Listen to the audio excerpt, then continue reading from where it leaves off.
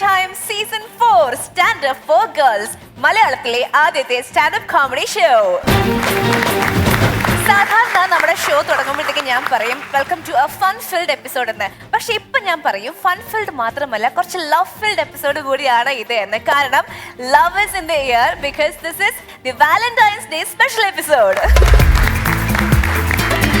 ചിരിയുടെ കൂടെ ഒരുപാട് സ്നേഹം കൂടി പ്രണയം കൂടി നൽകിക്കൊണ്ട് നമുക്ക് നമ്മുടെ എപ്പിസോഡ് സ്റ്റാർട്ട് ചെയ്യാൻ. ആൻഡ് ഫോർ ദാറ്റ് നമുക്ക് നമ്മുടെ ലവിംഗ് ജഡ്ജസിനെ, നമ്മുടെ ഷോയുടെ ഹൈലൈറ്റ്സ് ആണ് ഇവർ, loving stars. Let's welcome Ramesh Pisharody, very sweet and gorgeous and beautiful, അങ്ങനെ ഒരുപാട് ക്വാളിറ്റീസ് എല്ലാം നമ്മുടെ സ്വന്തം മിയ. പിന്നെ എന്താ പറയാ, ഞാൻ എൻ്റെ കുട്ടിക്കാലം മുതൽ തന്നെ സ്നേഹം കൺമുൻപിൽ കണ്ടു വളർന്നത്, അതായത് ഒരുപാട് പരസ്പരം സ്നേഹിക്കുന്ന, എന്താ ചെറിയ ചെറിയ വഴക്കുകളൊക്കെ ഉണ്ടെങ്കിൽ കൂടി they are made for each other തന്നെ പറയാം. എൻ്റെ സ്വന്തം താത്തയും മൂത്താപ്പയും. ലെറ്റ്സ് വെൽക്കം താത്ത ആൻഡ് വീരാനിക്ക.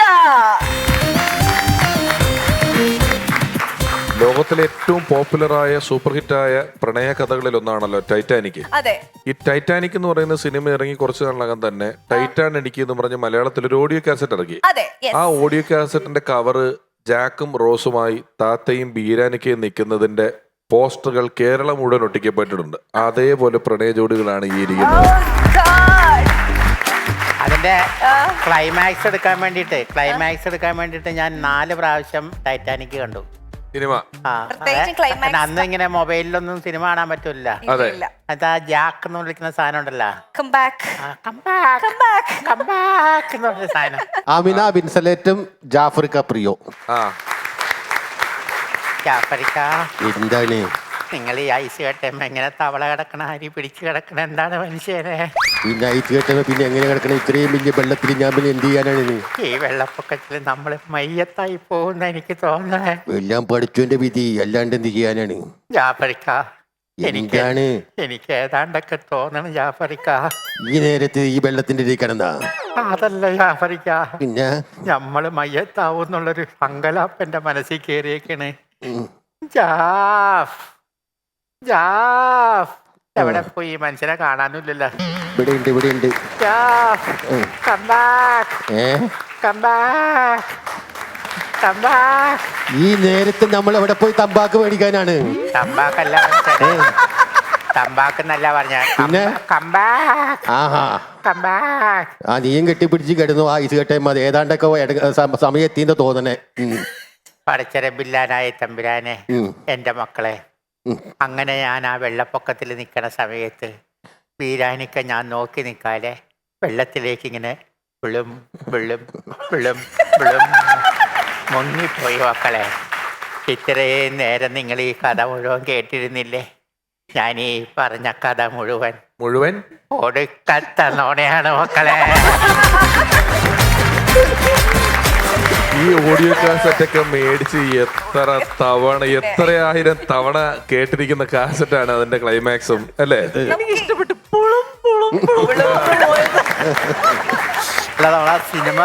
സിനിമ കാണുന്നത് പോലെ നമുക്ക് ഫീൽ ചെയ്യും അതിന്റെ അവസാനം. പിഷാരടിയുടെ ഒരു സംഭവം എന്ന് വെച്ച് കഴിഞ്ഞാൽ ഈ ഓഡിയോ കാസറ്റ് ഏതിനെ കുറിച്ച് ചോദിച്ചാലും കൃത്യമായിട്ട് പിഷാരടി പറയും.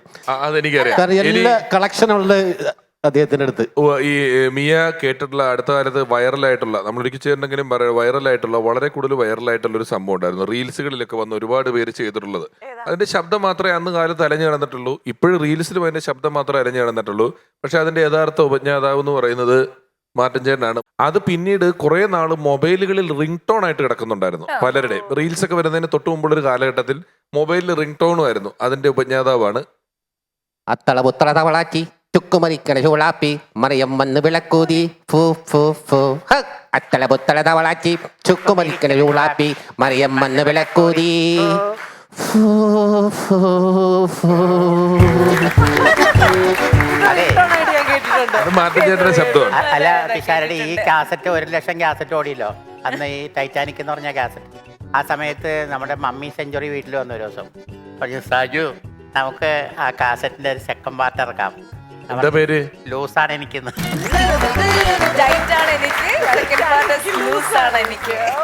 ഇനി മറ്റൊരു ചോദ്യം, ഡയാന തുടങ്ങുമ്പോൾ പറഞ്ഞു ഗോർജിയസ് ആർട്ടിസ്റ്റ്. വേറെ ഒരുപാട് ക്വാളിറ്റീസ് ഉള്ള മിയ. ഞാൻ അങ്ങനെ ഒരു നടിയുടെ ഇൻട്രൊഡക്ഷൻ ഇതുവരെ കേട്ടിട്ടില്ല. ഞാൻ പെട്ടെന്ന് അത് എന്നെ ഹഠാതെ ആകർഷിച്ചിരുന്നു. എന്തൊക്കെയായിരുന്നു ഡയാനയ്ക്ക് കഴിവുകളാണെങ്കിൽ തോന്നിയത്? അഭിനയിക്കും, ഡാൻസ് ചെയ്യും, പാട്ട് പാടും. പിന്നെ നമ്മൾ വെറുതെ പറയുന്നതല്ല സ്വീറ്റ് ആണെന്നൊക്കെ. ശരിക്കും ഭയങ്കര ജെന്യുവൻ ആണ്, ഒട്ടും ആർട്ടിഫിഷ്യൽ അല്ല, ഫേക്ക് അല്ല.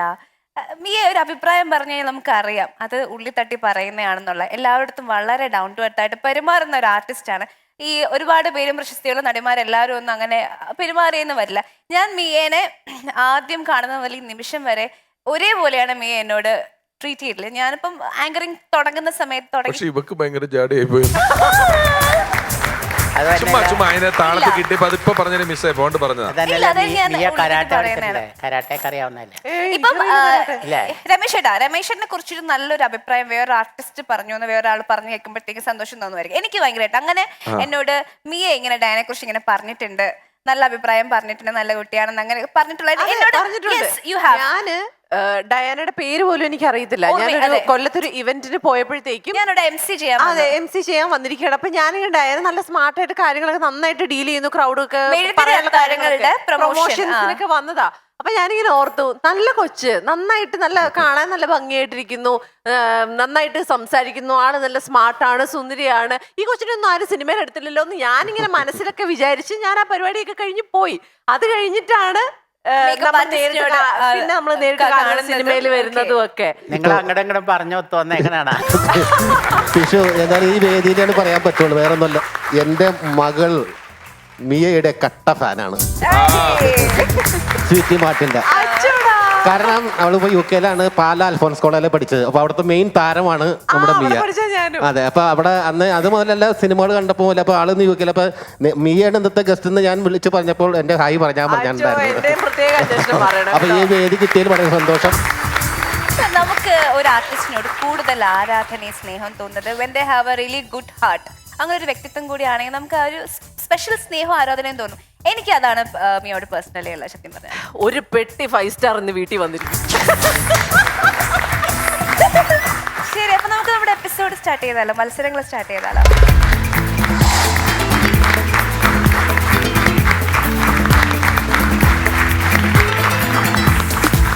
ഹായ് ഹലോ, ഞാൻ മാളു ഗുരുവായൂർ. പ്രണയിക്കാത്തതായിട്ട് ആരുമില്ല അല്ലേ? പ്രണയം അത് നല്ലൊരു വികാരമാണ്. നമ്മൾ ജീവിതത്തിൽ ശരിക്കും പ്രണയം എന്ന് പറഞ്ഞൊരു സംഭവം എല്ലാവർക്കും ഉണ്ടാവും. ആരും ഇല്ല എന്ന് പറഞ്ഞാൽ എല്ലാവർക്കും ഉണ്ടാവും.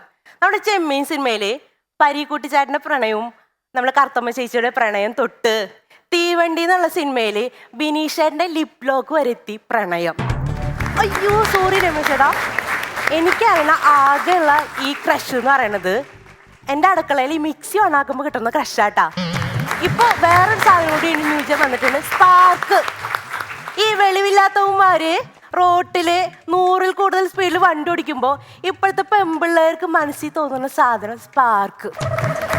എന്ത് കാര്യമുണ്ട്? പക്ഷെ പണ്ടത്തെ കാലത്ത് താത്ത, നമ്മുടെയൊക്കെ കാലം ഒന്ന് ഏറ്റുപാടിക്കട്ടാ. കണ്ണും കണ്ണും തമ്മിൽ തമ്മിൽ കഥകൾ കൈമാറും അനുരാഗമേ. എത്രയെത്ര പൂരപ്പറമ്പില് എന്തോരം പ്രണയങ്ങൾ മുട്ടിട്ട് വെക്കണ്. പക്ഷെ അന്നത്തെ കാലത്തൊക്കെ ഈ മുട്ടിട്ട പ്രണയം പുഷ്പിക്കണമെങ്കിൽ അടുത്ത പൂരം വരണം. പക്ഷെ ഇതിൽ ചില പുഷ്പങ്ങള് വിടരും മുമ്പ് കൊഴിഞ്ഞു പോയിട്ടുണ്ട്. വേറെ ഒന്നല്ല, അടുത്ത കൊല്ലം വരുമ്പോഴേക്കും ഈ പുഷ്പങ്ങൾ വരുന്നത് വേറെ ആരെങ്കിലും പുഷ്പവിമാനത്തിലായിരിക്കും. പക്ഷേ ഇന്നത്തെ കാലത്ത് അമ്പലപ്പറമ്പിലായാലും കല്യാണ വീട്ടിലാണെങ്കിലും എന്തിന് നടു റോട്ടിലാണെങ്കിലും സ്പാർക്ക് തോന്നിയ നേരെ ഇൻസ്റ്റേ കയറി സ്ക്രാച്ച് ചെയ്യും, പേര് അഡ്രസ്സ് വിത്ത് ഫോൺ നമ്പർ നോക്കി. പിന്നെ ചാറ്റായി, ചീറ്റായി, ക്രഷായി, ബ്രഷായി, എന്ത് ലാസ്റ്റ് ബ്ലാസ്റ്റായി പൊട്ടിത്തെറിക്കുന്ന. പണ്ടൊക്കെ ഒരാണിന് ഒരു പെണ്ണോട് ഇഷ്ടം തുറന്ന് പറയാൻ ഭയങ്കര പേടിയാ. അവർ തമ്മിൽ പരസ്പരം പറഞ്ഞ് സെറ്റായ അവർക്ക് വീട്ടിൽ പറയാൻ പേടി. ഈ വീട്ടിൽ പറഞ്ഞ വീട്ടുകാർ ഓക്കെയാ, വീട്ടുകാർക്ക് നാട്ടുകാരോട് പറയാം അതിനും പേടി. പക്ഷെ ഇന്ന് ഈ ചെക്കനും പെണ്ണ് സെറ്റായി, നാട്ടുകാർ അറിഞ്ഞിട്ടേ വീട്ടുകാരറിയും. എൻ്റെ അച്ഛനമ്മയൊക്കെ പറഞ്ഞിട്ടുണ്ടേ, ഒരു കത്ത് കൈമാറണമെങ്കിൽ ഒരുപാട് ബുദ്ധിമുട്ടുണ്ടെന്ന്. അതൊക്കെ കാണുമ്പോൾ ഇപ്പോഴത്തെ പിള്ളേരൊക്കെ മെസ്സേജ് അയക്കണ കാണുമ്പോൾ എനിക്ക് അതിശയം തോന്നും. ഒരു എക്സാമ്പിൾ പറയാണ്, എൻ്റെ കൂട്ടുകാരി അവള് അവളുടെ എന്താ പറയാ ലവറിന് മെസ്സേജ് അയച്ചേക്ക, ഡാ എനിക്ക് തീരെ വയ്യടാ. അപ്പൊ അവൻ എന്ത് പറ്റി? എടാ എനിക്ക് തലവേദന. എടുത്ത വഴിക്ക് അവൻ വാട്സപ്പിൽ ഒരു ഇമോജി, ഒരു ഗുളികയുടെ അത് കണ്ടുപറഞ്ഞ അവള് ഇപ്പൊ ഒരു ആശ്വാസം ഉണ്ടടാ. എന്തായാലും ഈ പ്രണയത്തിന്റെ കാര്യത്തിൽ പറയുകയാണെങ്കിൽ വേറെ ഒന്നുമില്ല, എല്ലാവരും നന്നായി പ്രണയിക്കുക. ജീവിതം ഒന്നേ ഉള്ളൂ. അത് നിങ്ങളൊക്കെ ഇഷ്ടമുള്ള ഒരാളോട് തുറന്നു പറയണം. ഈ പ്രണയം എന്ന് പറഞ്ഞാൽ ഇഷ്ടമുള്ള ഒരാളോട് തുറന്നു പറയണം. ഇപ്പൊ എന്നോട് പറയണമെങ്കിൽ നിങ്ങൾക്ക് പറയാം, welcome to Ooty, nice to meet U.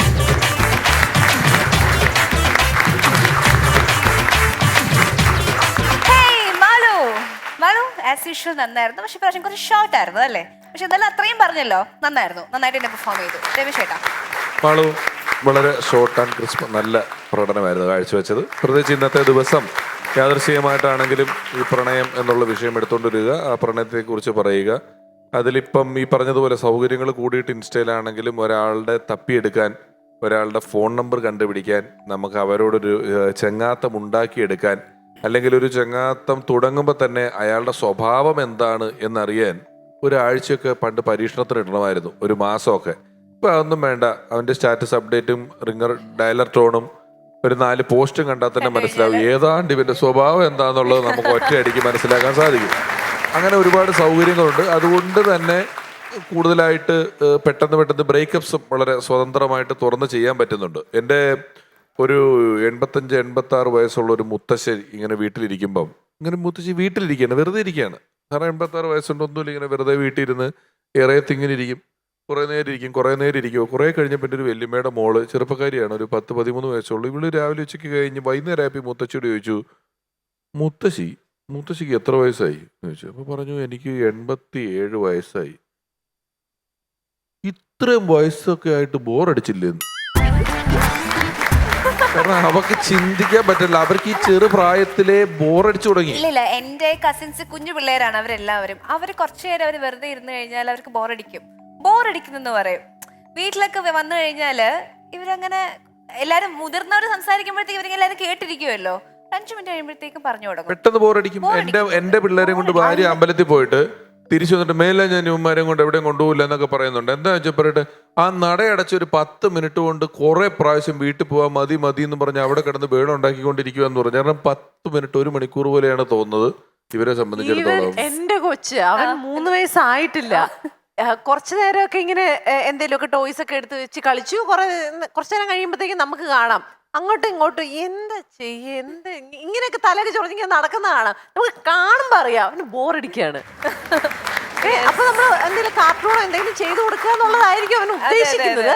പക്ഷേ നമ്മള് എന്താ പറയുക, ഈ കുഞ്ഞു കുട്ടികളെന്നൊക്കെ പറഞ്ഞ് അതിലേക്കൊന്നും എത്തണ്ട, ചേട്ടന്റെ പിള്ളേരിലേക്കൊന്നും എത്തണ്ട. 3 വയസ്സിന് മുമ്പ് മുതലേ അവർക്ക് ബോറടിട്ടുണ്ട്.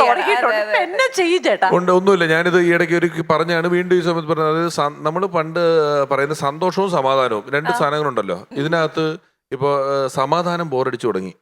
സന്തോഷവും സമാധാനവും ഈ 2 സാധനങ്ങളാണല്ലോ നമ്മൾ എപ്പോഴും പറയുന്നതിനകത്ത്. അതിനകത്ത് സമാധാനം വളരെ കൂടുതൽ നമുക്ക് ബോറടിച്ചു തുടങ്ങി. അതിന്റെ പീസ് ആൻഡ് പ്ലഷർ, അതിനകത്ത് പീസ് ബോറടിക്കുകയാണ്. നമുക്ക് പുറത്തുനിന്നുള്ളൊരു എക്സ്റ്റേണൽ ഫോഴ്സ് ഇല്ലാതെ, എന്തെങ്കിലും ഒരു പിന്തുണ ഇല്ലാതെ, ആരെങ്കിലും ഇല്ലാതെ, കാഴ്ചകളില്ലാതെ, കേൾവികളില്ലാതെ നമ്മൾ എക്സിസ്റ്റ് ചെയ്യുന്നു എന്ന ബോധത്തോടെ ഒരിടത്ത് ഒറ്റയ്ക്കിരുന്ന് സന്തോഷിക്കാൻ നമുക്ക് പറ്റത്തേ ഇല്ല. അത്രയധികം നമ്മുടെ ബ്രെയിൻ റിവാർഡുകൾ ആഗ്രഹിച്ചുകൊണ്ടിരിക്കുന്ന ഒരു സമയമാണ്.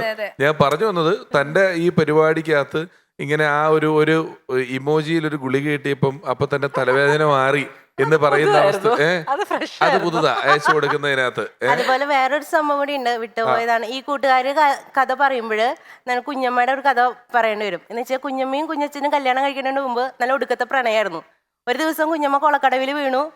കുഞ്ഞച്ചൻ ആരും അറിയാണ്ട് വൈദ്യരെ പോയി കണ്ട് ഒരു കൊട്ടൻ ചുക്കാതി തൈലം എടുത്തു. ഇത് കൊടുക്കാൻ വേണ്ടിയിട്ട് കുഞ്ഞച്ചൻ കുഞ്ഞമ്മയുടെ വീടിന്റെ 2 അപ്പുറത്ത് പോയി മതിലുമ വെച്ചു. കുഞ്ഞമ്മ എടുക്കാൻ പെട്ട പാട് ആ മതിലിനും കുഞ്ഞമ്മയ്ക്ക് മാത്രം അറിയൂ.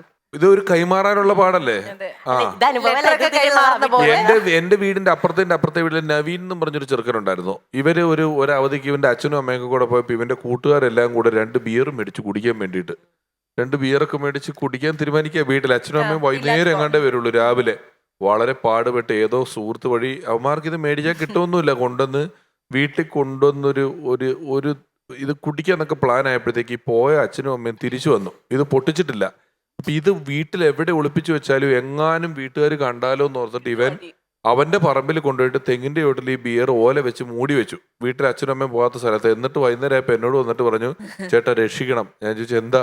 എന്റെ വീടിന്റെ ബാക്കിൽ തെങ്ങിൻചോട്ടി 2 ബിയർ വെച്ചിട്ടുണ്ട്, ചേട്ടൻ അത് എവിടുന്ന് എടുത്ത് മാറ്റണം. എന്റെ അമ്മ കണ്ട് എന്നെ വഴക്ക് പറയുന്ന പറഞ്ഞു. എനിക്കാണെങ്കിൽ സന്തോഷമായിട്ട് ഞാൻ എന്നിട്ടേ ഇവരോട് ഇങ്ങനൊന്നും ചെയ്യരുതട്ടോ, മേലാൽ ഇതൊക്കെ ചെയ്യണം, ഞാൻ നോക്കട്ടെ എന്നൊക്കെ പറഞ്ഞിട്ട് ഞാൻ എന്ത് റിസ്ക് എടുത്താ. എനിക്ക് അന്ന് ഈ കക്കുന്നതിന്റെ ടെൻഷൻ മനസ്സിലായേ. ബിയർ എടുക്കാൻ വേണേ പോയി എടുത്തത്. ഞാൻ വല്ലവന്റെയും പറമ്പിൽ കയറി 2 ബിയർ എടുത്തിട്ട് മതിലും ചാടി ഓടി ഞാൻ അടിച്ച്. അവനോട് അവൻ ഇപ്പോഴും അവനെ രക്ഷിച്ചതിന്റെ കടപ്പാട് അവൻ എന്നോടുണ്ട്. പക്ഷെ കുറച്ചുകൂടെയൊക്കെ വലുതായി അവനിപ്പോ UK-ലാണ്. ഈ ഇടയ്ക്കൊക്കെ കണ്ടപ്പം പുള്ളി എന്നോട് ചെറുതായിട്ട് ചേട്ടാ പൊറടിക്കാൻ പോയാലോ എന്ന് ചോദിക്കുന്ന അവസ്ഥയെ. ബിയറാണിക്കയോ? ബിയറാണിക്കല്ല, ബീരാനിക്ക. വീറാണിക്ക എന്നുള്ള ശരിക്കും പേര്. പിന്നെ ഈ ബോറടിക്കുന്ന കാര്യം പറഞ്ഞില്ലേ, ഇത് എനിക്ക് ജീവിതത്തിൽ കൃത്യമായിട്ട് നടന്നുകൊണ്ടിരിക്കുന്ന സംഭവമാണ്. പിന്നെ മോള് ലാസ്റ്റ് പറഞ്ഞ ഡയലോഗില്ലേ, ഞാൻ ഫ്രീ ആണ്, എന്നെ പ്രേമിക്കാനായിട്ട് ആരുമില്ല എന്ന് പറഞ്ഞില്ലേ, അപ്പൊ ഇവിടെ ഒരു പ്രതീക്ഷ, ഒരു ലഡു ആ നമ്പർ ഞാൻ മേടിക്കാൻ വേണ്ടി നിൽക്കണായിരുന്നു. നീ എന്തിനാ സമയത്ത് എന്റെ മുഖത്ത് നോക്കിയത്? അത് ഒരു ലഡു പൊട്ടിയ ഒരു മുഖം എനിക്ക് മനസ്സിലായി. സാധനം ഏത് വഴിക്ക് വേണമെങ്കിലും വരൂട്ടാ വിചാരിച്ചിരിക്കോ. അല്ല എന്തായാലും അത് പറഞ്ഞത് നന്നായി ഏതായാലും. കാരണം ഇതിനെ കൊണ്ടൊക്കെ ശല്യമായി തുടങ്ങി. ഇതിനെയൊക്കെ കൊണ്ട് വേറെ സ്ഥലത്ത് കളയേണ്ട സമയം കഴിഞ്ഞു. ഞാനെന്താ പട്ടിയും പൂച്ചയായിട്ടാണ് എല്ലായിടത്തും കൊണ്ടുപോയി കളയാനായിട്ട്.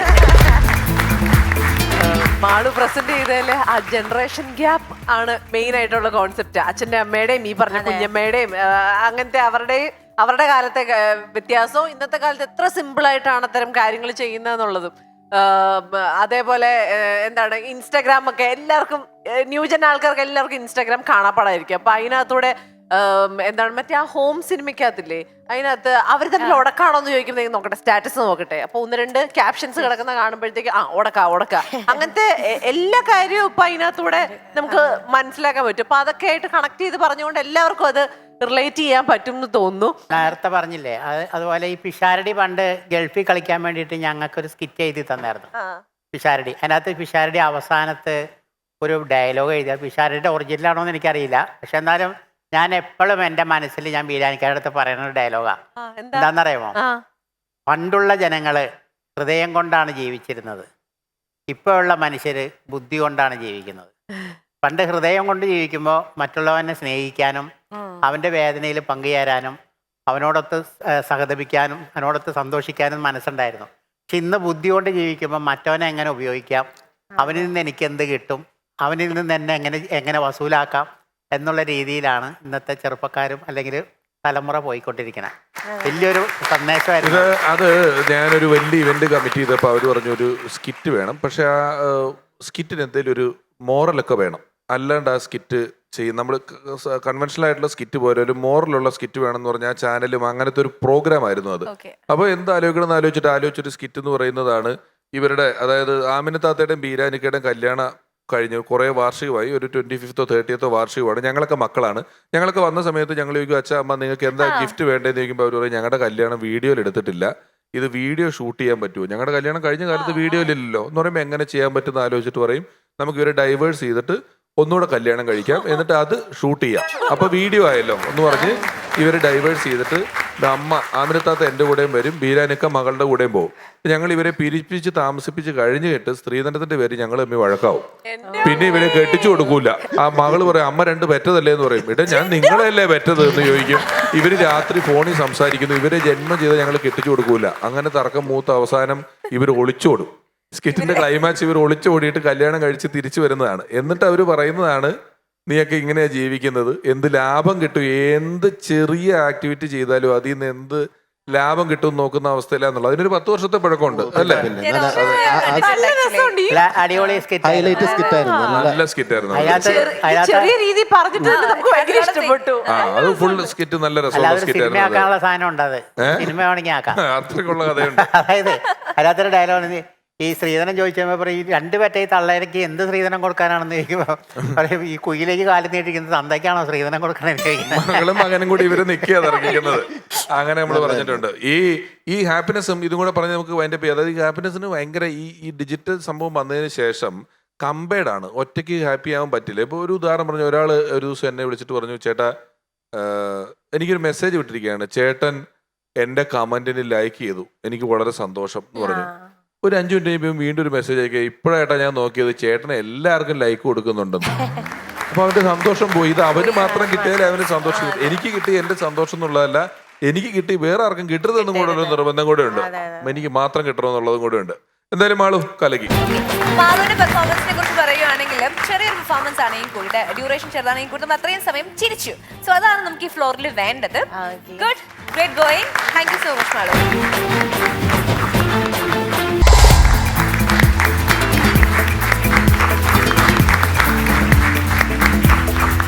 നമസ്കാരം. നമസ്കാരം. എൻ്റെ പേര് ജിഷ രജിത്ത്. ഞാൻ വരുന്നത് തൃശ്ശൂരിൽ നിന്നാണ്. പക്ഷേ എൻ്റെ ജനിച്ച സ്ഥലം എന്ന് പറയുന്നത് പാലക്കാടാണ്. പാലക്കാട് എന്ന് പറയുമ്പോൾ നിങ്ങൾ വിചാരിക്കുന്നുണ്ടാവും പാലക്കാട് കഞ്ചിക്കോട് ബോർഡർ അല്ല, പാലക്കാട് തൃശ്ശൂർ ബോർഡർ അല്ല.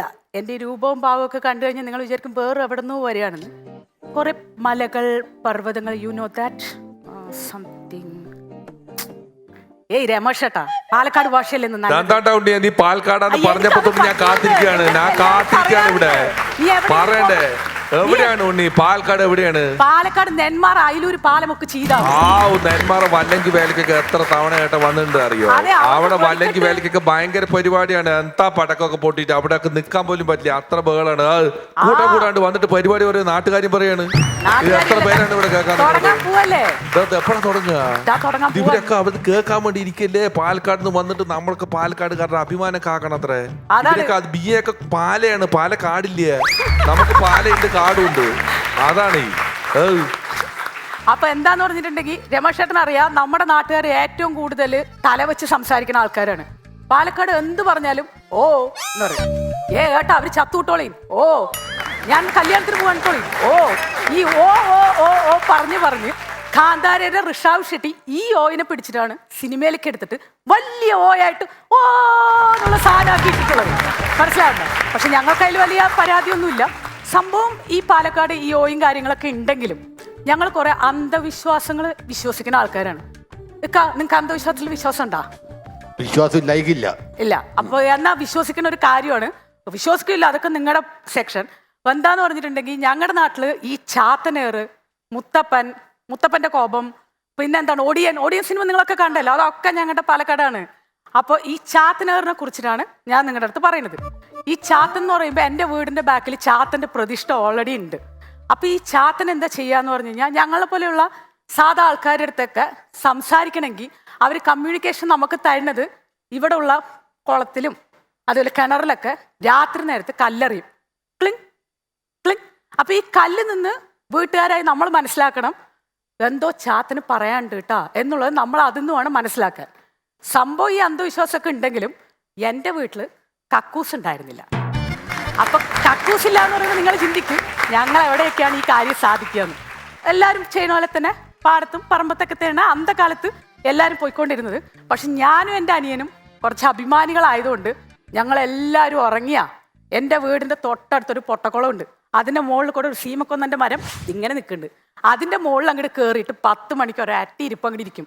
എന്താ സുഖം എന്നറിയോളൂ. അവിടെ അങ്ങോട്ട് ഇരിക്കുമ്പോൾ ഞാനും എൻ്റെ അനിയനും കൂടെ അങ്ങോട്ട് ഇരിക്കുകയാണ്. 2 വവ്വാലും ഉണ്ട് കൂട്ടിന്. കഥയൊക്കെ പറഞ്ഞ് ഇങ്ങനെ ഇരിക്കുമ്പോണ്ടാ അച്ഛൻ്റെ കൂട്ടുകാരൻ കുഞ്ചുവാട്ടൻ അടിച്ച് സെറ്റായിട്ട് ഇങ്ങനെ പോവാണ് പാടത്തിൽ കൂടെ. നോക്കുമ്പോ എന്താണ് സൗണ്ട് ബ്ലൂ. ആൾ കുറച്ചേരം ശ്രദ്ധിച്ചു, പിന്നെയും കേട്ടു അടുത്തത് ബ്ലൂ. അപ്പൊ തന്നെ പുള്ളി ഉണ്ടല്ലോ ഒരൊറ്റ ഓട്ടം ഓടി, ഒന്നും മിണ്ടില്ല. പിറ്റേ ദിവസം രാവിലെ അച്ഛൻ വാലോർക്കുമ്പോ ചന്ദ്രേട്ടാ നിങ്ങളുടെ അവിടുത്തെ ചാത്തൻ നിങ്ങളുടെ അടുത്ത് കോപമാണെന്ന്. അപ്പൊ എന്റെ അച്ഛൻ പറഞ്ഞു നായെ കൊല്ലും ഞാൻ. കഴിഞ്ഞ പ്രാവശ്യം നീ പറഞ്ഞിട്ടാണ്ട തൂമേ ഞാൻ ആ ജോത്സ്യനെ കൊണ്ടുവന്നിട്ട് ഫുള്ള് സാധനങ്ങൾ നോക്കി ഇനി നീ മിണ്ടി പോരുത്. അല്ലാന്ന് ഞാൻ കേട്ടു ചന്ദ്രേട്ടൻ, നിങ്ങൾക്ക് സംശയം ഉണ്ടെങ്കിൽ ഇന്ന് രാത്രി 10 മണിക്ക് നമുക്ക് പോയി നോക്കാം. അച്ഛൻ പറഞ്ഞു പൊലം കെട്ടവനെ ഇത് മറ്റും മാറ്റിയിട്ടുണ്ടെങ്കിൽ നിങ്ങൾ ഒറ്റ എനിക്ക് വേണ്ടി ഒറ്റ എന്നാ ശരി നോക്കാം. അച്ഛൻ വിചാരിച്ചു എന്തായാലും പുള്ളി ഇത്ര സീരിയസ് ആയെന്ന് പറയല്ലേ, രാത്രി അങ്ങോട്ട് നോക്കാന്ന് വിചാരിച്ചു. ഇതൊന്നും ഞാനും എൻ്റെ അനിയനും അറിയില്ല. രാത്രിയായി. ഈ പൊട്ടക്കുളത്തിന്റെ അടുത്ത് ഒരു വാക്യക്കുണ്ടയുണ്ടേ, അതിൻ്റെ ഉള്ളിൽ പോയിട്ട് 2 പേരും കൂടി ഇങ്ങനെ ഇരിക്കുകയാണ്. ഞാനും എൻ്റെ അനിയനും കൂടെ മരത്തിൽ അങ്ങോട്ട് കയറി. ഞാനാണെങ്കിലോ ഈ ഹോട്ടൽ ഫുഡ് കിട്ടാത്തതുകൊണ്ട് വലിച്ചു വാരിയൊക്കെ തിന്നുകയും ചെയ്തിട്ടുണ്ട്. ഇരുന്നു. കുറച്ച് സമയം കഴിഞ്ഞു. എൻ്റെ അനിയൻ ഫസ്റ്റ് അപ്പൊ എടുത്ത വഴിക്ക് അടുത്ത് നിന്നിട്ട് കുഞ്ചോട്ടം പറഞ്ഞു കാട്ടാ ചന്ദ്രേട്ടാ കാട്ടാ മുണ്ടാണ്ടിരിക്കടാ, അടുത്ത് പറയുന്നു നോക്കട്ടെ. തൊട്ടടുത്ത് അനിയൻ വീണ്ടും ടും പ്ലും. ശരിയാണ് ഇത്ര കുഞ്ചുവോ, എന്തോ പറയാണ്ട് ചാത്തന്.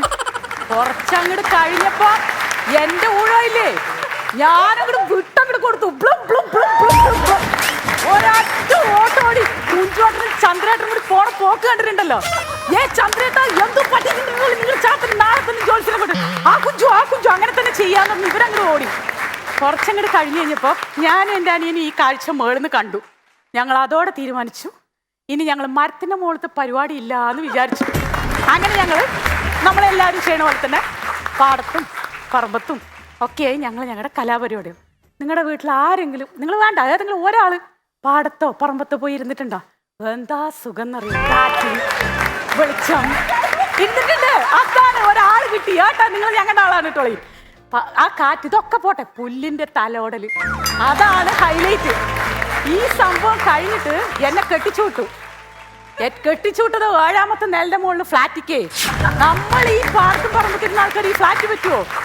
ഞാൻ അവിടെ ഇരുന്ന് കഴിഞ്ഞിട്ട് ഫസ്റ്റ് ഡേ പിടിച്ചിരുന്നു, സെക്കൻഡ് ഡേ പിടിച്ചിരുന്നു, 3ാമത്തെ ദിവസം എൻ്റെ കെട്ടിയും ചോദിച്ചു, നിനക്ക് ബാത്റൂമിലൊന്നും പോണ്ടേ? കേട്ടോ, ഞാനൊരു കാര്യം പറയുന്നോണ്ട് നിങ്ങൾക്ക് വിഷമം തോന്നരുത്. എന്താ നീ പറ. എനിക്ക് ഈ കാറ്റും വിളിച്ചും പോട്ടെ, ഈ പുല്ലിൻ്റെ തലോടലില്ലാണ്ട് എനിക്ക് പോവാൻ പറ്റുള്ളാന്ന്. ആള് ഒരക്ഷരം മിണ്ടിയില്ല. പിറ്റേ ദിവസം ഞാൻ ബാത്റൂമിൽ പോയപ്പോൾ ഞെട്ടിപ്പോയി. ബാത്റൂമിൽ കംപ്ലീറ്റ് മണി പ്ലാന്റ് എന്ന് പറഞ്ഞിട്ടുണ്ടല്ലോ, ഞെട്ടും. യൂറോപ്യൻ ഹോസ്പിറ്റൽ ഇവിടെയൊക്കെയാണ് മണി പ്ലാന്റ്. ഞാൻ അത് വെച്ച് അങ്ങോട്ട് ഇപ്പോഴും വീട്ടിൽ മണി പ്ലാന്റ് ഇട്ടിട്ടോ. എല്ലാവരും ആ വഴിക്ക് വേണ്ടെങ്കിൽ ഒന്ന് പോയിട്ട് ആസ്വദിച്ചിട്ടൊക്കെ വരാം. ഇതൊക്കെ പോട്ടെ, ഞാൻ ബോംബെക്ക് പോയി. മിയാജി നിങ്ങൾ കേൾക്കണം, ഈ ബോംബെക്ക് ഫ്ലൈറ്റിലാണ് പോണത്. നിങ്ങൾ ആലോചിക്ക്, നിങ്ങൾ എത്ര പേർക്ക് ഫ്ലൈറ്റിൽ കയറുമ്പോൾ പല പല അനുഭവങ്ങളായിരിക്കും. പക്ഷെ എൻ്റെ ജീവിതത്തിൽ ആദ്യമായിട്ടാണ് ഞാൻ ഫ്ലൈറ്റിൽ കയറുന്നത്. നല്ല സ്റ്റൈലായിട്ട് ലെഫ്റ്റ് റൈറ്റ് 2 പേര് ഇരിക്കുന്നുണ്ട്, ഞാൻ സെൻറ്ററിൽ. ഫ്ലൈറ്റ് അങ്ങോട്ട് നീങ്ങി, കുറച്ചങ്ങോട്ട് പോയി, ഇതങ്ങോട്ട് പൊങ്ങി, എൻ്റെ ഉള്ളിൽ നിന്ന് അങ്ങോട്ട് തന്നു. എനിക്ക് പിടിച്ചിരിക്കുകയാണ് ഞാൻ. കാരണം ഇത് പൊങ്ങുമ്പോൾ എനിക്ക് എന്തെങ്കിലും ചെയ്തേ പറ്റൂ. ഞാൻ അവിടെ ഉള്ളൊരു അതിൽ കൂടെ എയർ ഹോസ്റ്റസ് നടക്കുമല്ലോ. അപ്പം ഞാൻ അവരോട് പറഞ്ഞു, കുഞ്ചിപ്പണ്ണേ അവിടെ ഇരിക്കുന്നു പറഞ്ഞു. കാരണം ഇത് പൊങ്ങുമ്പോൾ എണിക്കാൻ പാടില്ല അത്ര. ഒന്ന് സ്റ്റേണായപ്പോൾ ഞാൻ നിന്നു. കുറച്ച് കഴിഞ്ഞിട്ട് അവരുടെ അടുത്ത് പറഞ്ഞു, ഒന്ന് ടോയ്ലറ്റിൽ പോകണം. അപ്പോൾ അവർ അവിടെയാണെന്ന് പറഞ്ഞു. ഓടിപ്പോയി അങ്ങോട്ട് കാര്യം സാധിച്ചു. നോക്കുമ്പോഴാ ടിഷ്യൂ പേപ്പർ. നമ്മൾ ഈ കുളത്തിലൊക്കെ കഴുകുന്ന ആൾക്കാർക്ക് ഈ ടിഷ്യൂ പേപ്പർ കൊണ്ടുവന്നിട്ട് എവിടെ മതിയാവാനാണ്? ഞാൻ പറഞ്ഞു, ഒരുമാതിരത്തെ ചതിയായി പോയിട്ടാ. ഒരു വിധത്തിൽ തുടച്ച് അവിടെ നിന്നിട്ട്, ഉണ്ണി കുടിക്കാൻ കുറച്ച് വെള്ളം പുറത്ത് വന്നിട്ട് തരാന്ന് പറഞ്ഞു. തീർന്നില്ലേ? ഇങ്ങനെ നടന്നു വന്ന് അങ്ങനെ ഇരിക്കാൻ പറ്റില്ല. ഞാൻ എന്നിട്ട് ലെഫ്റ്റ് റൈറ്റ് ഇരിക്കുന്ന ഈ എക്സിക്യൂട്ടീവ് അടിച്ചിരിക്കുന്ന ആൾക്കാരുടെ ഇടയിൽ ഞാൻ ഇങ്ങനെ ഇരുന്നു. കാരണം എൻ്റെ ഇരുന്ന് കഴിഞ്ഞാൽ തീർന്നില്ല. ഞാൻ പിടിച്ചിങ്ങനെ ഇരുന്നിട്ട് ഫ്ലൈറ്റ് ലാൻഡ് ചെയ്തു.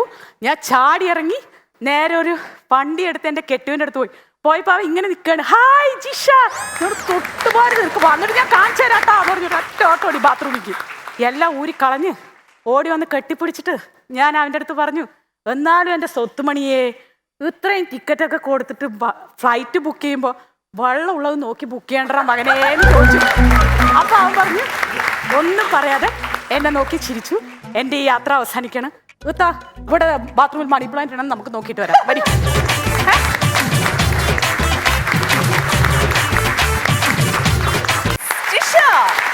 ജിഷ എന്തായിരുന്നു നമ്മുടെ മിയ ചിരിച്ച് മണ്ണ് കപ്പാന്ന് പറയില്ലേ, ആ ഒരു അവസ്ഥയിലായിരുന്നു.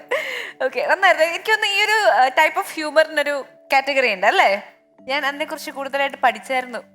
നമ്മളിതിനെ ടോയ്ലറ്റ് ഹ്യൂമർ അല്ലെ, പോട്ടി അങ്ങനെയൊക്കെ പറയും. ഞാൻ ഇതുവരെ ഒരു സ്റ്റാൻഡപ്പ് കോമഡി എന്ന് പറഞ്ഞൊരു സംഭവം ഞാൻ ചെയ്തിട്ടില്ല. എല്ലാവരും യൂട്യൂബ് എടുത്ത് ഞാൻ കുറെ റിസർച്ച് ചെയ്തു. നോക്കിക്കഴിഞ്ഞപ്പോൾ എല്ലാവരും അമ്മാവനിട്ടിട്ട് അല്ലെങ്കിൽ അച്ഛനിട്ടിട്ട് അങ്ങനെ ഇങ്ങനെയൊക്കെയാണ്. ഈ സ്വന്തമായിട്ട് തൊലിക്കട്ടി വെച്ച് നാറണമെങ്കിൽ എന്നെ കൊണ്ടേ പറ്റുള്ളൂ എന്ന് എനിക്ക് തീരുമാനിച്ചിട്ടാണ് ഞാൻ എന്നെ തന്നെ ആക്കിയിട്ട് ഞാൻ ഈ ഒരു കണ്ടന്റ് പിടിച്ചത്. ഈ സംഗതി നമ്മുടെ സീസൺ 1 എവിടെയോ നമ്മൾ ലൈറ്റ് ആയിട്ട് എന്തോ ജസ്റ്റ് പറഞ്ഞു പോയൊരു ജോണർ ആണല്ലേ? ഇല്ല, ജോണർ തിരിക്കൊന്നും വേണ്ട. അതൊരു സ്റ്റാൻഡപ്പ് കോമഡി. അതിനെ നിങ്ങൾ ജോണർ കൊണ്ട് കേട്ടൊന്നും വേണ്ട. നന്നായിരുന്നു.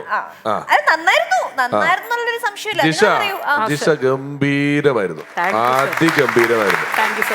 ഇതല്ലായിരുന്നു വിഷയമെങ്കിലും താൻ നന്നായിട്ട് അവതരിപ്പിക്കുമായിരുന്നു. ഇത് അവതരിപ്പിക്കണമല്ലോ, ഈ മറ്റൊരു നർമ്മം അവതരിപ്പിക്കുന്നതിനേക്കാൾ പാടാണ് ഈ നൂൽപാലത്തിൽ കൂടി ഈ നർമ്മം അവതരിപ്പിച്ചു പോകാൻ.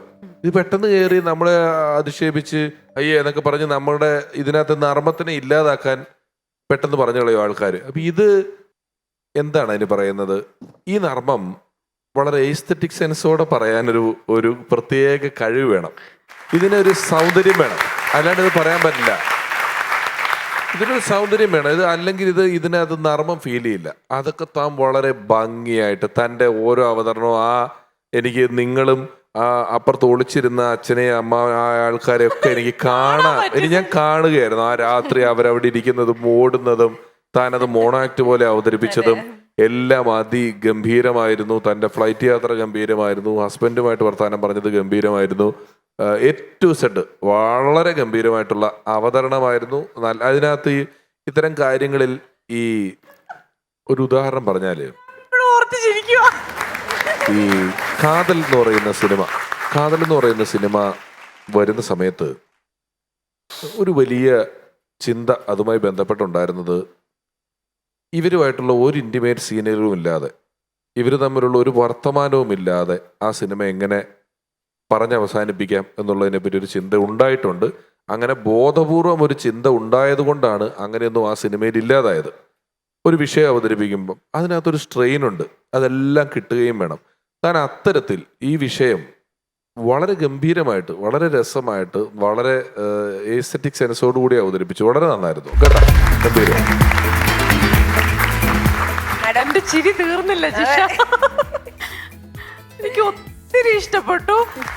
അയ്യോ ചേട്ടൻ പറഞ്ഞത് വളരെ കറക്റ്റാണ്. ഇത് പറയാന് ചിലർക്ക് ചില വിഷയങ്ങൾ അയ്യേ ഇത് അല്ലേ, ചിലർക്ക് അയ്യേ എന്ന് തോന്നാവുന്ന ഒരു വിഷയമാണ്. ആർക്കും ഈ വക കാര്യങ്ങൾ ഇപ്പം ഓപ്പൺ ആയിട്ട് പറയാനോ ഒന്നും പലർക്കും താല്പര്യം കാണുന്നില്ല. പക്ഷെ അവരെ പോലും എന്റർടൈൻ ചെയ്യിപ്പിക്കുന്ന രീതിയിലാണ് ജിഷ ഇത് പറഞ്ഞു വെച്ചത്. ബ്യൂട്ടിഫുൾ. ആർക്കും ഇത് കാണുന്നവർക്ക് ഒഫൻഡഡ് ആവത്തുമില്ല, എന്നാൽ എൻജോയ് ചെയ്യുകയും ചെയ്യും. ഒഫൻഡഡ് ആവുന്നവൻ 4 ദിവസം കക്കൂസിപ്പോണ്ടിരുന്ന ഞാൻ സമ്മതിക്കാം. നമുക്ക് ഒരിക്കലും ഒഴിവാക്കാൻ പറ്റുന്ന കാര്യമല്ലല്ലോ അത്. എല്ലാവരുടെ ജീവിതത്തിലുള്ള കാര്യമാണ്. പക്ഷെ പറയാനൊന്നും താല്പര്യം, അതിനെ കുറിച്ച് ചർച്ച ചെയ്യാനോ അങ്ങനെയൊന്നും താല്പര്യം കാണത്തില്ല. അല്ല, അതിനെ കുറിച്ച് ചർച്ചയൊന്നും ചെയ്യേണ്ട ആവശ്യമില്ല. ചർച്ച ചെയ്യാൻ ഇത് ആഗോള തപനവോ അല്ലെങ്കിൽ സാമ്പത്തിക മാന്ദ്യമൊന്നും അല്ല. ഇത് വട്ടം കൂടി 4 കസേര ഇരിക്കും. നമുക്ക് ഇന്ന് ഇതിനെ കുറിച്ചൊന്ന് ചർച്ച ചെയ്യാം. ഒരു മൈക്ക് വെച്ച് പറയേണ്ടി വന്നിട്ടില്ല. അല്ലാത്ത എടോ ഇതിന്റെ പ്രോ മാക്സാ ഞാൻ. എന്റെ കാണാതെ പോയ അനിയത്തിയാണ് ഈ വന്ന് നിൽക്കുന്നത്. തുടങ്ങി വെച്ചാ പിന്നെ ഉണ്ടല്ലോ കീടിലായിരുന്നു. ഇത് സ്റ്റാർട്ട് ചെയ്തപ്പോ ആ ഒരു പാലക്കാട് സ്ലാങ് ഒക്കെ വന്നപ്പോഴത്തേക്ക് ഞാൻ തമ്മി ഞാനിപ്പോ വേറെ ആയ പോലെ, ഇവര് തമ്മിലുള്ള സംഭാഷണമായിട്ട് അത് പോയ പോലെ തോന്നി. അപ്പൊ പെട്ടെന്ന് നമ്മളെ പാലക്കാട് ആ ഒരു ഏരിയയിലോട്ട് കൊണ്ടുപോയി.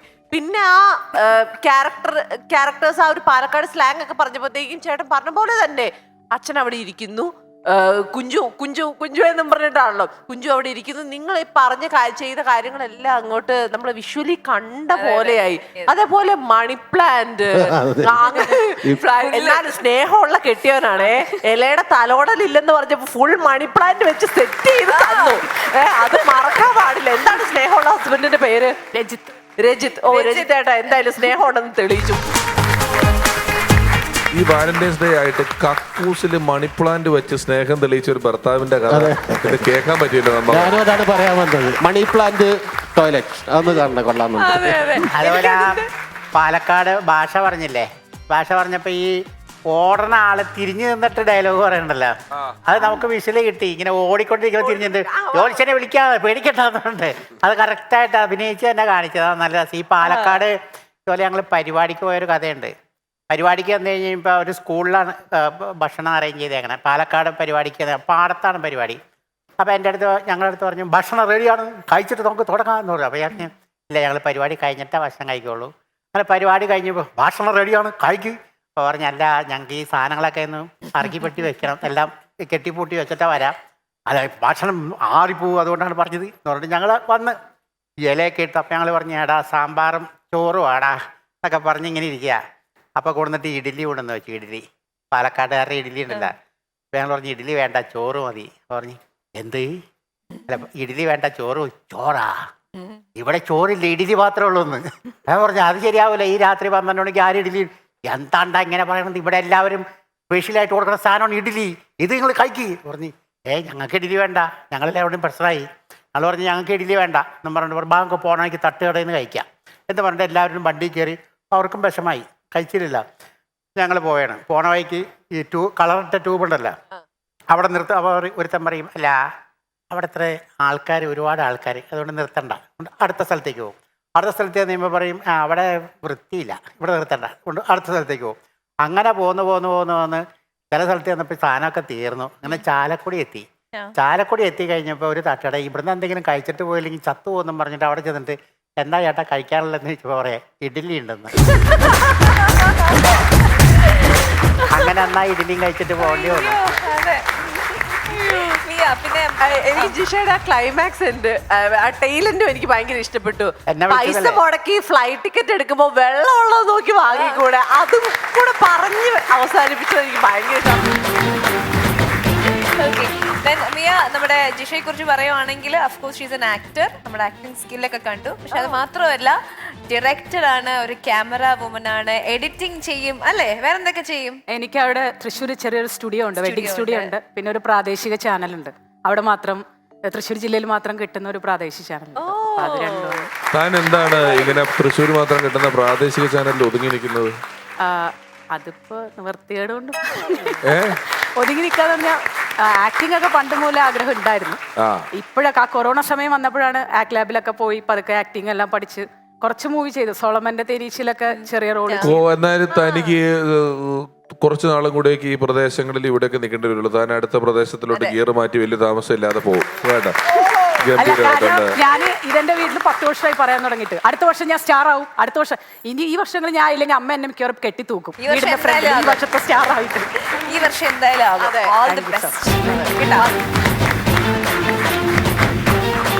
ശരി, അപ്പോ ഇവർ രണ്ടുപേരില് ആരാണ് ബെസ്റ്റ് പെർഫോമർ എന്നറിയാം. ദിവിഷേട്ടാ, മാർക്സ് പ്ലീസ്. മാളു 50-ൽ 45. 45 out of 50. Same marks. Okay, again 45. That makes 90 out of 100. Congratulations, Malu. ഇവിടെ ജിഷയ്ക്ക്. Jisha 50-ൽ 49. 49 out of 50. Very good. Mia. കണ്ണ് കിട്ടണ്ട എന്ന് വിചാരിച്ച് ഞാൻ ഒരു മാർക്ക് കുറയ്ക്കുകയാണ്. 49. Okay, അങ്ങനെ 98 out of 100. That means Jisha is the best performer on this episode. രണ്ടുപേർക്കും golden entry ലഭിച്ചിട്ടുണ്ട്. അതായത് ഇനിയും വീണ്ടും നമുക്ക് വേദിയിൽ വന്ന് ഓഡീഷൻ ഇല്ലാണ്ട് തന്നെ ഇതുപോലെ പെർഫോം ചെയ്യാൻ സാധിക്കുന്നത്. Congratulations. Once upon a time season 4 മത്സരാർത്ഥികളെ കാത്തിരിക്കുന്നത് പറക്കാട് ജുവൽസ് നൽകുന്ന ക്യാഷ് പ്രൈസ്. പറക്കാട് ജുവൽസ് നൽകുന്ന സമ്മാനം ഇവർക്ക് നൽകാനായിട്ട് രമേശേട്ടാ, മിയ പ്ലീസ്.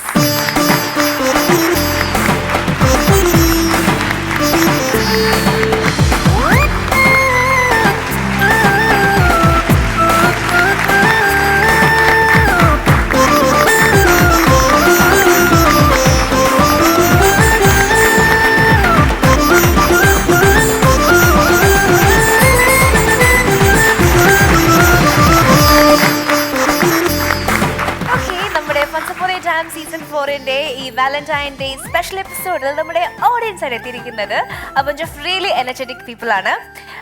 ടീച്ചർ, ഏത് കോളേജിൽ നിന്ന് വരുന്നേ? Sree Gokulam SNGM college of pharmacy തുറവൂർന്നാണ് വരുന്നത്. Yes, welcome. എങ്ങനെയാ B.Pharm രണ്ട് കോഴ്സും ഉണ്ടോ? അതെ അതെ അതെ. റിക്രൂട്ട്മെന്റ് ഒക്കെ ചെയ്യുന്നുണ്ടോ നിങ്ങളുടെ കോളേജില്? ക്യാമ്പസ് സെലക്ഷൻ എങ്ങനെ ഉണ്ടായിരുന്നു? ഞങ്ങളുടെ കൂടെ കുറച്ചധികം എപ്പിസോഡുകൾ ഉണ്ടായിരുന്നു. How was the experience? വളരെ നല്ലായിരുന്നു. നമ്മൾ ഫസ്റ്റ് ടൈം ആണ് ഇങ്ങനെ ഒരു പ്രോഗ്രാമിൽ അറ്റൻഡ് ചെയ്യുന്നത്. കുട്ടികളെല്ലാവരും നന്നായി എൻജോയ് ചെയ്തു എന്നാണ് പറഞ്ഞത്. വളരെ നന്നായിരുന്നു. സ്ത്രീകൾക്ക് വേണ്ടിയിട്ട് എക്സ്ക്ലൂസീവായി തയ്യാറാക്കിയിട്ടുള്ള Once Upon a Time season 4ൽ പങ്കെടുക്കുവാൻ നിങ്ങൾ താല്പര്യപ്പെടുന്നുണ്ടെങ്കിൽ onceupon-a-time@gmail.com നിങ്ങളുടെ ഡീറ്റെയിൽസ് മെയിൽ ചെയ്യുക. യെസ്, അങ്ങനെ മറ്റൊരു very fun filled along with love filled episode കൂടി Once Upon a Time season 4 Valentine's day special episode കൂടി പൂർണ്ണമാവുകയാണ്.